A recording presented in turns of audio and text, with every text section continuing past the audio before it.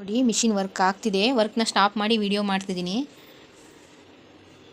ನೋಡಿ ವರ್ಕ್ನ ಸ್ಟಾಪ್ ಮಾಡಿ ವಿಡಿಯೋ ಮಾಡ್ತಿದ್ದೀನಿ. ಈ ರೀತಿ ಸ್ಟಾಪ್ ಮಾಡ್ಬೋದು, ಏನಾಗಲ್ಲ. ಆದರೆ ನಾವು ಲಾಕ್ನ ಮಾಡಬಾರ್ದು. ನೋಡಿ ಸಿಸ್ಟಮ್ನ ಇಲ್ಲಿದೆಯಲ್ಲ, ಇದನ್ನು ಲಾಕ್ ಮಾಡಬಾರ್ದು. ಲಾಕ್ ಮಾಡಿದ್ರೆ ಅದು ಡಿಸೈನ್ ಹೊರಟೋಗುತ್ತೆ. ಆವಾಗ ಪುನಃ ಹೊಸ್ದಾಗಿ ಮಾಡಬೇಕಾಗುತ್ತೆ. ಅರ್ಧ ಮಾಡಿರಬೇಕಾದ್ರೆ ನಾವು ಯಾವುದೇ ಕಾರಣಕ್ಕೂ ಲಾಕ್ನ ಮಾಡಬಾರ್ದು. ಅದಕ್ಕೋಸ್ಕರ ನನಗೂ ಗೊತ್ತಾಗ್ದೇ ಆ ರೀತಿ ತಪ್ಪನ್ನೆಲ್ಲ ಮಾಡಿದೆ. ನೋಡಿ ಇವಾಗ ರನ್ ಮಾಡ್ತೀನಿ.